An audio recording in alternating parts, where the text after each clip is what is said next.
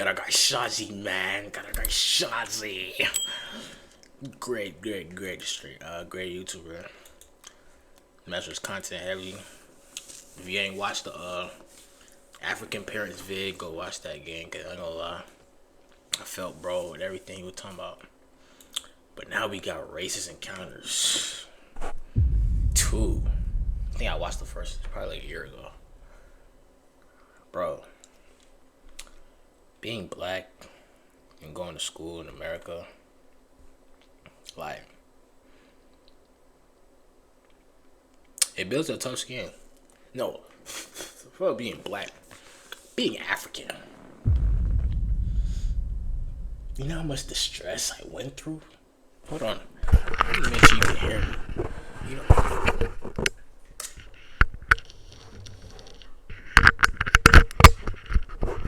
Hold on. Testing, 1, 2. Okay. Do you know how much the stress that these people put me through, man? Whether my hairstyle, whether the way my mom dressed me in the morning. I ain't gonna lie, she had me wear atrocious fits. I ain't gonna lie. I told y'all about some of the fits I was on. But still, be African, it's not for the weak. That's why we built like this. This is why you see this. You see this.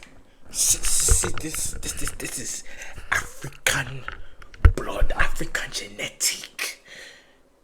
You can't clone this. My fault. Oh, I got popcorn shell in my teeth. I gotta brush my teeth after this. That guy was already going to. Let's get into it. Yup, you see the title. We're here with even more racist encounters, baby. Oh yeah! Probably not the best thing to celebrate, but yeah! Approximately 8 to 9 months ago, I dropped the first video, and like I said in there, I've dealt with a lot of racism in my life. I'm a damn trooper, I guess. So since then, I've been thinking about making a part 2 to that, but the real reason why I'm set on making a part 2 right now is because I literally had another one recently with this one person I had an encounter with a week or so ago. So yeah, stay tuned for that story because it's interesting one for sure. Yeah, roll it.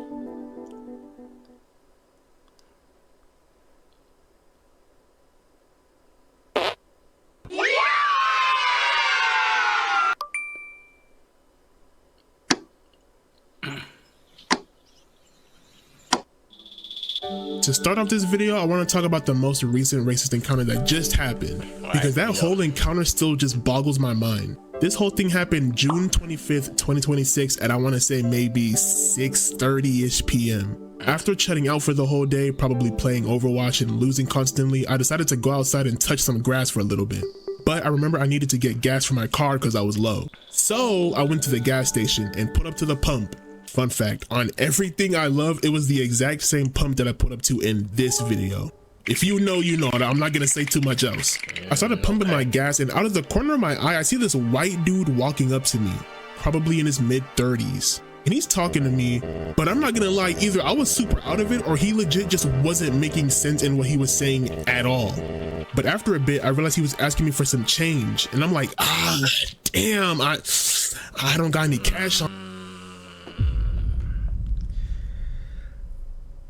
I ain't gonna lie.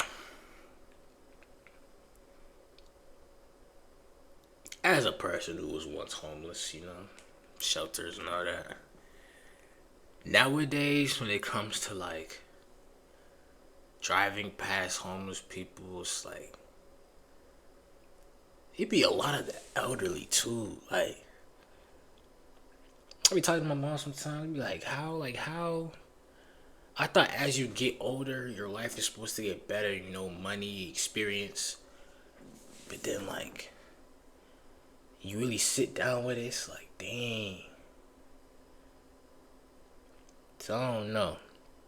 I wanna do, like, a thing where I go help out the homeless, like, make some food and go give it out or something. Like, I want to do something like that. Like, I ain't gonna lie, that's the reason I kind of switched my content back, or the name of this channel back to just quasi like regular, cause like I want to start doing everything, but of course I'll keep the vlogs like the vlogs with this camera separate, of course. But I want to bring back. I want to collaborate, like put everything on one channel, so we can get a bigger outreach. But that's never here or there for right now. But dang, probably because he didn't give him no change. Yeah, he most definitely called the N-word. On me, truly.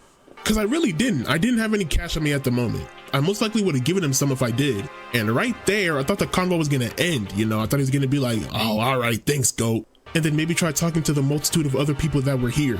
But no, out of nowhere, this man starts talking to me about how his parents apparently kicked him out a bit ago and how he's a good singer and he's got a condo or something a little way from the gas station.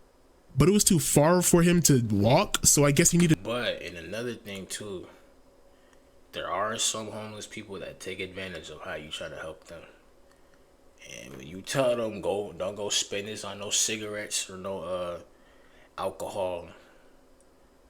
Or some people actually, there are some people that actually sit outside and pretend that they're homeless and scam people. Gang. Like, sometimes you won't even know, so like, it got to a point once my mom said that, like, as she would drive past, I wouldn't like feel as bad no more, because I would think like, dang. But then it would rob somebody who was actually in need of help, of assistance, because of how like the general, like how you view it from like an outside perspective, and it's like, yo, is he being real or is it fake? Like it used to mess up. It used to mess my head up. I was like, dang, can't even help, Brody. But I can't even blame my dudes for passing by no more. Money to get there? Yeah. Got you. Yeah. And then that's when the dude started talking to me about how he apparently used to sing on YouTube or post some sort of commentary on YouTube or something. He used to post on YouTube, right? He's all, yeah, I used to post on YouTube and stuff. Oh yeah? Yeah, man, but like out of nowhere, right? My channel gets taken down for hate speech and shit. Nigga, what? And the timing of this is so crazy because I wasn't really looking at him besides a couple quick glances. But as he says that, I look at him and really analyze this man. Then I notice his hat, and the hat he's wearing has the BLM symbol with the X on it.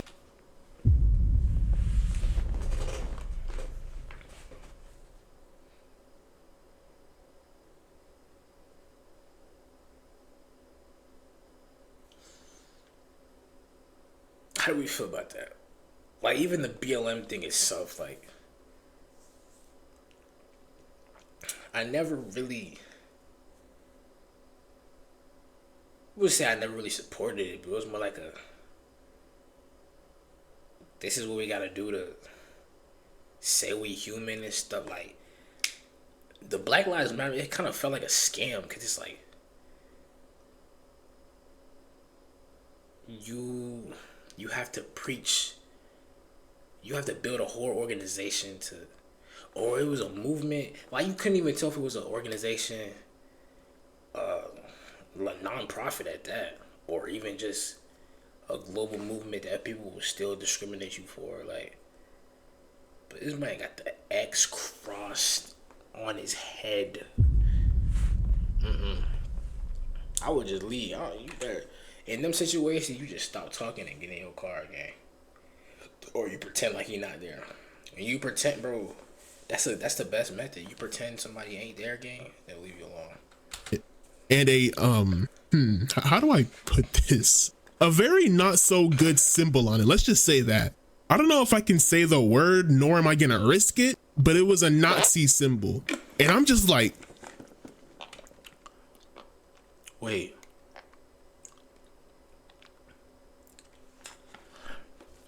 Wait, I can't search that on stream. Hold on.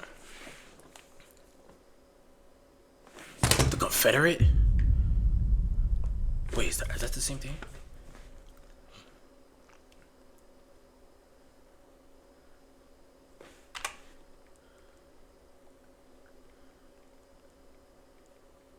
Wait, that's gonna be like, why is that in my search? Oh, okay, this is different. It's different. But wait. Oh no. Oh. I'm over here thinking at any moment this man was gonna try and do something. Like, I'm stun locked. And then he's gonna have the nerve to talk about some, oh, but I'm not racist though, my brother. I love your people. I'm just speaking my truth, you know? But I guess the pieces of shit just don't understand that. That's the moment you get in your car, bro. Forget the gas. Forget the gas. That's the moment you get in your car, folks. Just saying some hoopla. After his yap session, he said his final remark that really stuck with me though. Well, I appreciate this talk. What's your name? Marcus. Well, my brother, I appreciate you for taking the time out of your day, Marcus, to listen to me talk. I'm not here to give you any life advice or anything. I'm just letting you know where you'll be ending. It's usually what happens with your people. You know, the roles should really be reversed right now, you know?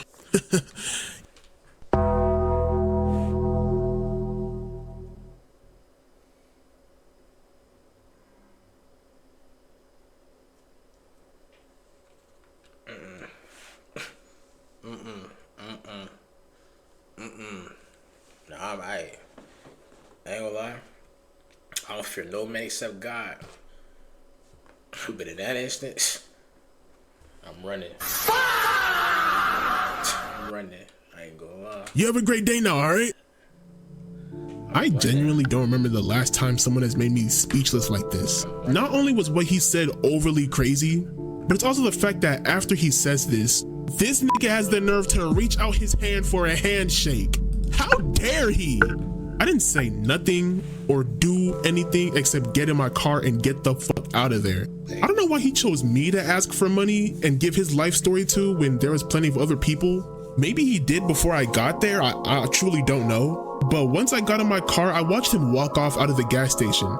So, I don't know. Still to this day, I'm just bewildered by that whole encounter because it was so random. Can't lie though, the one thing I regret not asking him was for his TikTok. Just to really see what he was posting and see if he was really spazzing out and being racist to get deleted for hate speech.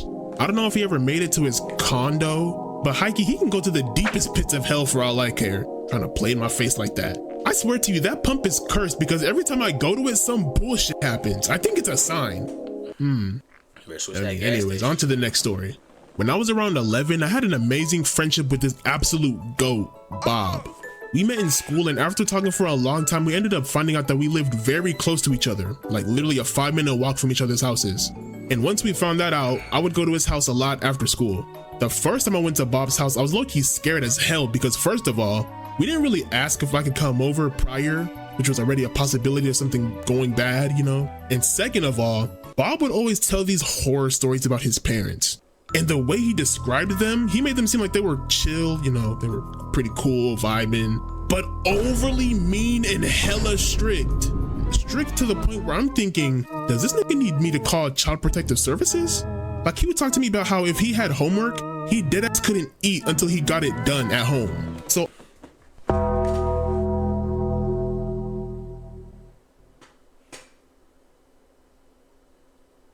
yo, I ain't gonna lie. Some white families do. Wait. No. Let me hold my tongue. Let me hold my tongue. Obviously, I'm gonna feel kind of scared going over there to the house that contains these monsters. But it's like, cause I've been, when I used to live in white neighborhoods, I would have some encounter, like, you would encounter things and it's like, yo, like, if you black, I can't even say that. Never mind. But when I got to his house, I was met with his dad. And no joke, this man was one of the nicest people I think I've ever met in my life. Like, at least top 15. Nah, some white families be cool, bro. Like, I was wrong, but bro, wake up, bro. 30 more minutes, come on, gang. Some white families, they actually do be like nice, carefree. If they can cook, that's another plus. You know what I'm saying? They can season. I don't know. Like, his dad would cook for us, buy us food, joke with us, play games with us, take us to all these different places. He literally spent hella money just so me, Bob, and him could go watch a baseball game. That was one of the best days of my life. And I don't even like baseball like that, but it was so fun. This dude treated me like I was Bob's second brother. And it had me confused on what Bob was talking about earlier, unless his dad was putting up an act, which if he was, I don't know, he needed to quit whatever job he was doing and go into professional acting or something, cause what? But everything that Bob said slowly made sense when I met his mother, which was like the complete opposite of his dad. His mom despised me. Her seeing me in her house actually made her mad. I could tell. She wouldn't even talk to me if she was asking me a question or a question about me. What's his name? Shazi? Where does it live? Where does he live? Around here? He met dad already. He's been here a lot while you've been out. Oh. Oh, well, let him know he's welcome here anytime. God damn it! She did not like me in the slightest.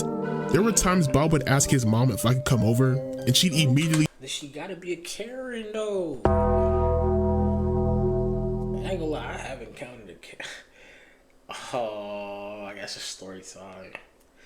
That's a story time. I'm gonna save that before. He's like, fuck no. But when it came to asking if somebody else could come over, she'd have little to no problem. Bob himself even told me that his mom didn't want him hanging around me or me coming over because I would end up, quote unquote, influencing him to do bad and become a thug or a horrible person. Whole time we would literally just chill at his house playing Beyblades and shit. And she knew that because she'd always keep her dirty ass eyes on me 24/7, probably trying to make sure I didn't steal anything or something. That already meant that she was insinuating that I myself was already some sort of thug, which is crazy. What would ever make her think that I'd make him some sort of thug or that I'm a thug myself in elementary school? Her and her racist antics made it very hard for me and Bob to hang out. And slowly but surely, we started to hang out less and less. That is until it was Bob's birthday. He was throwing a big party which I was invited to, and it was hella fun. A lot of our friends from school were there, and there were so many games we played. It was a genuine good time. But one thing that I would never forget from his birthday party, and y'all can let me know if I'm reaching with this, but I personally think this is insane. For Bob's birthday cake, they went with vanilla because that was Bob's favorite flavor, vanilla, right? And there were hella cupcakes and other sweets. As everyone's getting their slices of cake and or other sweets, I walk up and Bob's mom hands me a fat ass chocolate cupcake with chocolate chips in them.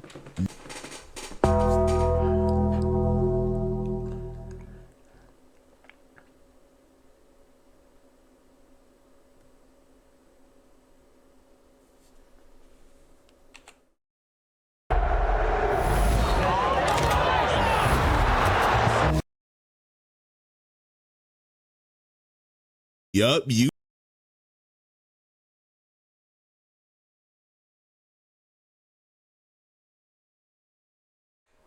I'm sorry. I'm sorry. I'm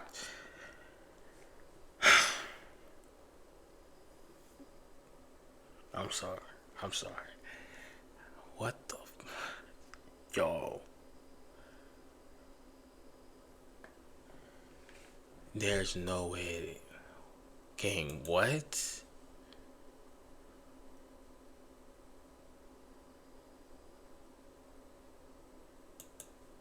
My bad. Let's get back to my bad. Yo, what the fuck? Yo, what? Chocolate cupcake with chocolate chips in them. Never mentioned I liked chocolate, didn't ask for chocolate, just handed it to me and told me to get my black ass on.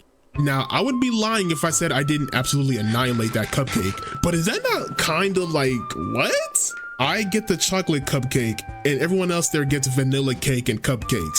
Granted, I did end up getting cake later, but still, like, why is that the first thing she handed to me? And why did nobody else get chocolate except for me, the chocolate looking person? That was one of the last times I really went to Bob's house. Over time, we just started to talk less, most likely because of his mom.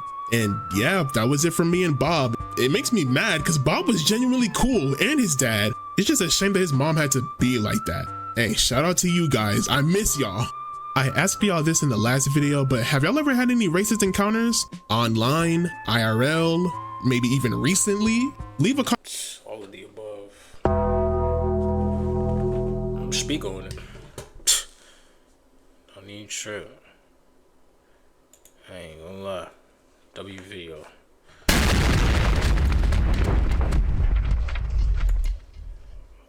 Handed him a chocolate cup. Chocolate chip, but she probably hid it somewhere just for him, gang. Yo. Nah, I ain't gonna lie, you gotta run the fade.